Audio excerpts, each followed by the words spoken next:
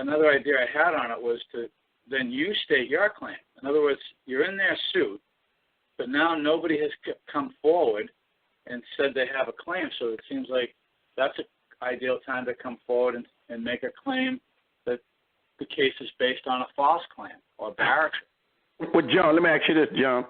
Now, are you saying state your claim or you present your claim at that time? Because I was going to say there's quite a big difference between what you're saying there. Yeah, because when you're in their court, you can't state anything when you're in their court because they don't hear you, when you're in their court. So you couldn't state it. Now, if you got your claim already recorded and everything else, you can present your claim and then present your, because, see, your claim is going to trump that complaint that you're in there with anyway. So, yeah, and like you said, when you state that, they have 3 seconds to respond. If they don't, then, hand them your claim.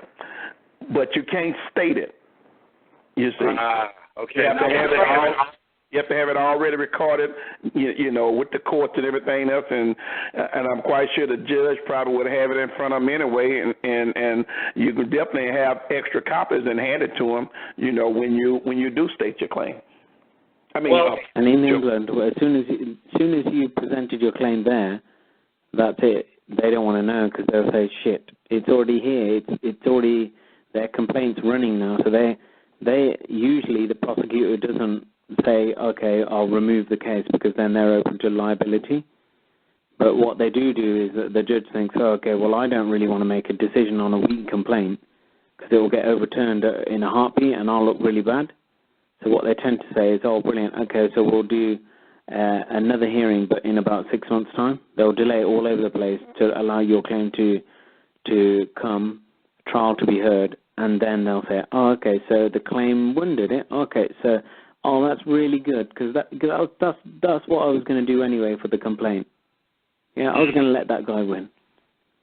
But if it went the other way, they'll just say, right, good, okay, we'll go back to railroading mode. But that way, what it is they always come out smelling of roses. Now, Larry said something that made me think. Why would you, and I'm just asking this, if you're a man, why do you have to have your claim filed in any court? If you're anywhere, you're still a man. Why couldn't you just say, once they stay mute, to your root question? It's the rules of their court. They don't necessarily have to hear you, of which...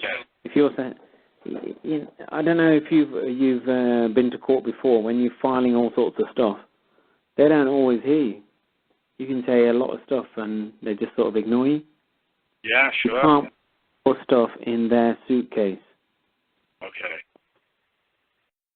Yeah. Although don't care who you are, doesn't matter which airport you're at, no random guy comes to you, next to you in an airport and says, you know what, can you just put a few of these things in your suitcase and then we'll take them out of your own. You say, get lost. My suitcase. Get your own damn suitcase. Isn't the exception to that, though, a claim? If you put your notice of your claim into their suit, isn't that a game changer?